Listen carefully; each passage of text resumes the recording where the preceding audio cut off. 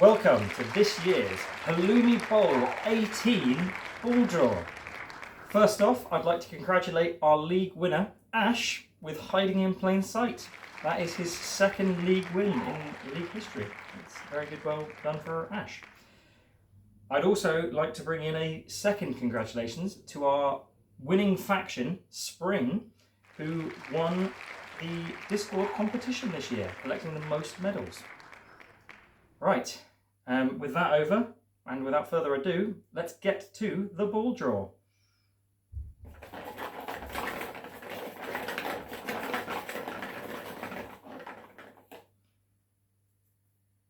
Number 2 will play number 11.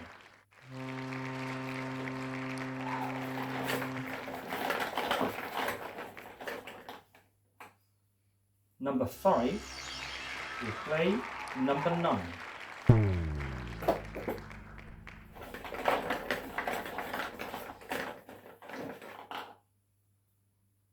Number 7 will play number 13.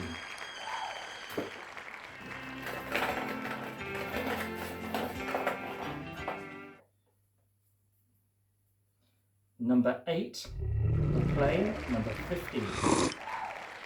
Bok, bok, bok, I'm Jez.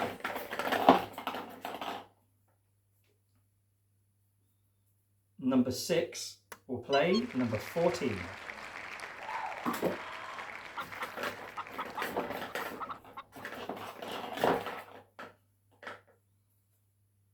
Number 4 will play number 10.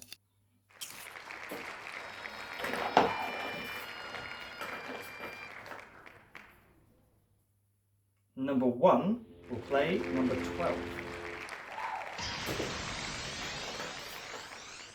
Which means number 3 will play number 16. Right, that's the draw over. Good luck to everyone in the bowl, and hopefully we'll have a really good competition. Good Blood Bowl. Well, hello there, fans. Welcome back to the studio. We're just getting the matchup sent through to us now, along with the stats sent by our analysts. Those of you viewing at home should see the full bracket right now after the results done by our Presidente, and we're going to run you through the games as we see them, and give a little bit of information about each one and how we feel about them. And here they come through now. Ooh, interesting first game. Myself versus Dave. Taijuoga versus the duet side of the ring. Ooh, it's going to be a tough matchup, that one. Know that Dave has only conceded 6 touchdowns all season, and 3 of them were in one game against Ash, which was his only loss. So he lost, and that was his first game, first round as well, from what I can see here. Half his concessions coming in one game. That's a strong defense that he's got. And only 3 others from the whole rest of the season. It's pretty good. I don't think anyone else is going to be able to really kind of fight him for that challenge, honestly. No, very difficult game for me. Will he keep that in his game against you? More than likely. We'll see. I'm having a quick look through here, Jez, about Taijuoga's stats that the analysts have sent us, and I don't mean to be rude, but you're looking very middle of the pack right now. That's a kind way of describing it, I think. You've got I don't know if the analysts will put this up on screen for the viewers, but you've only got about 30 casualties inflicted. I'm being told that is the least brutal ogre season of all time. Only 2 casualties per game. We're a very polite ogre team. Very polite ogre team, he says. It's very soft ogres. But I hope you do well against Dave. Oh, thank you. Who we got up next? Well, looking at it, next up we have Rob versus Will. That's Celestial Reception versus Polar Excess. Let's see. Interesting thing about Rob, he's had a pretty good season, but quite un-elf-like for the elfy team he's playing. He's only managed to score 1.5 touchdowns a game on average. The only reason he's doing so well at the moment is that he's had quite a strong defence, conceding only 1.27 touchdowns back again. That's honestly quite an average amount to see for an elf team. They usually do make 2 touchdowns a game because of the sheer passing game. I know Rob loves his passing game, loves Saji. Yeah, possible dwarves next season, Rob. We might need someone to go back. Can you imagine we're playing dwarves? No. We might need someone to go back and look through his footage and see what caused him to not pass all the time. You know, something's clearly off with Rob here. But honestly, there's not much else to say about his opposition right now with Will. You know, what the analysts have sent us here, clearly a biased analyst working in the background here, because all they've told us is Will had a dreadful start to the season. No doubt about that, I suppose. And he finished with a 5-game unbeaten streak, which is, okay, it's more than I can get, honestly, that's fine, but doesn't definitely talk about his touchdowns per game there at all. We need to see who wrote this, who sent us these stats. Well, up next though, we've got you versus Alex. That's the B team versus Shoddy Workmanship. Your team, you managed to ruin Ash's perfect season, didn't you? The only team to beat him. And from what I hear, overall fairly good season. But your Igor has let you down quite heavily, hasn't he? Only getting, what was it, a fourth? Yes. Fucking a fourth of the time? Yes, I've looked through the numbers afterwards. My Igor worked less than that, 22%. My Igor worked, it should be 50, 22%. It's rough, you know. I'm gonna struggle for this first game because my 2 werewolves are injured, so I don't have them for this first game. And I had to be right at the end. It's all good. Always the case. But it's fine. I think I'll manage. I'm all right. I mean, I'm going up against Alex, which when I hear that out loud, I think I should be fine. But then I look at the numbers, right? Alex's last 2 seasons have been his best seasons that he's done. The most recent one better than his most previous one. With 2 different teams, no less. You know, he's the kind of coach who seems to continuously improve each time. So I do think I need to be wary about that. But I want to bring your attention, Jez. Again, I don't know if we can get the analysts to put this up on the screen. I'll bring your attention to Shoddy Workmanship. Across all their seasons, have a touchdown difference of -69. Nice. Moving on.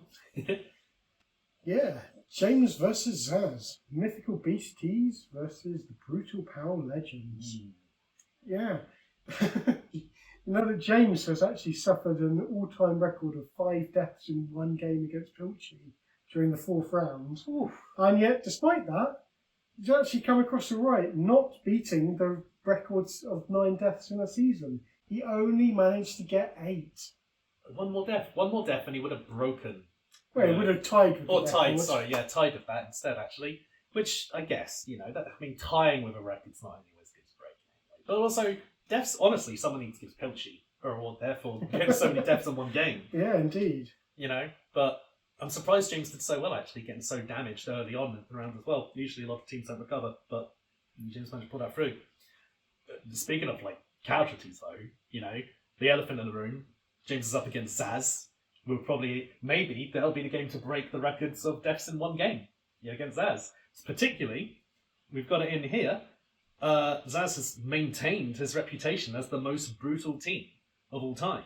I want you to know, just shy of 10% of his punches result in casualties. It sounds like a small amount, 10%, but we're talking all punches across the board on all his teams. 1 in 10 of them will cause a casualty. I mean, I definitely felt it in my game against him, where I was almost pitch cleared. As ogres, you know. Yeah, that's actually crazy. Even despite that, he's got something lucky with him to ignore opponents' armor values somehow. So no wonder he always focuses on damage rather than getting the ball. Yeah, definitely. Oh, good old Zaz. Next game up, we've seen Alado versus Pilchi. The Balling Bozos up against 11 Herbs and Spices. You see about this one, Jez? Yeah, well, I mean, good thing about Aldo, he's got 4 members of his team currently eyeing up retirement, apparently. Is that a good thing? No, I don't know. Not quite sure how that stat's been calculated either, but there we go. However, he has had the most blocks succeeded ever in a season. That's 856. More records being broken every season. 57 a game. That's a lot. Successful blocks, that's a lot. I don't think I get 57 across a whole season with some teams, you know? Yeah. Man, yeah, we're going to have to bust out more awards. Everyone's getting improved each time. What have we got to say about Pilchi here?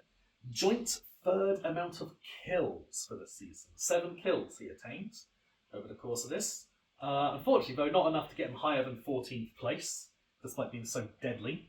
And one of his major players, Colonel Sanders himself, had to be reanimated after his encounter with Dave. Seen a lot of stats about injuries this season. It's been quite a brutal season. We'll have to see, how the season compares to other seasons with just blood on the pitch. You know, it might be one of the running themes. Yeah.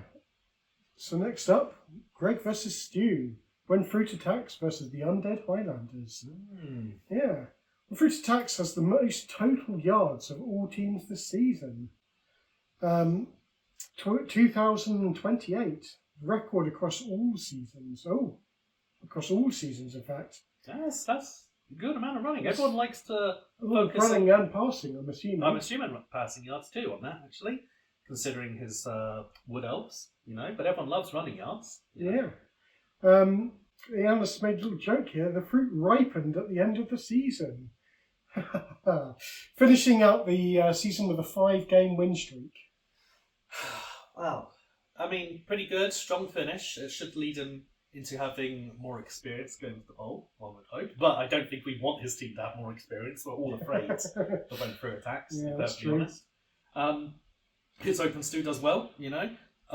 Stu is, you know, just shy, missed out from the top 8 positions. He got seeded in this locations. And one thing to point out here, he won 50% of his faction's medals during the minigame, which is pretty strong contender. I think during that time he got those medals, he also had a free win streak as well. Not as much as, you know, the Greg's 5 win streak, but we take our win streak when we can. Take a win streak when you can get them, exactly. So, up next, Ash versus Ben. Hiding in plain sight versus the things that agree. Yeah, hiding in plain sight equaled the record amount of touchdowns in all season, 50. And he got the second best season of all time, 14 wins and only 1 loss. So, did you say he equaled the record amount of touchdowns? You could have... Yep. So he could have gotten just 1 more touchdown and If would have he had broken got a record. a single more touchdown, he would have had the highest. If only there was one game where he could have fit more touchdowns in, that, you know, that he actually achieved, then he would have broken a record there. Yeah, you know, exactly. We'll never know. Yeah, he's also had the second and third best offense season of all time. Just still shy of the top. Still shy of breaking any records there. Again, if only Ash just got 1 more touchdown, maybe, you know. But oh well, we'll see. Always playing second fiddle.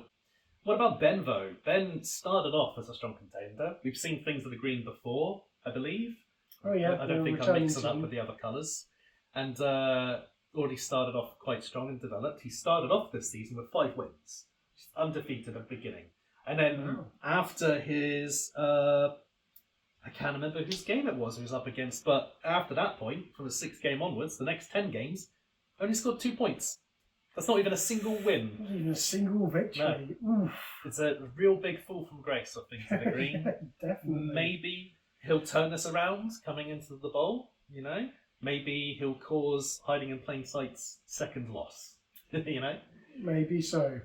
Ben's got a knack for bringing things back, I think. Starting off impressive and then highs and lows all over, I think, his teams.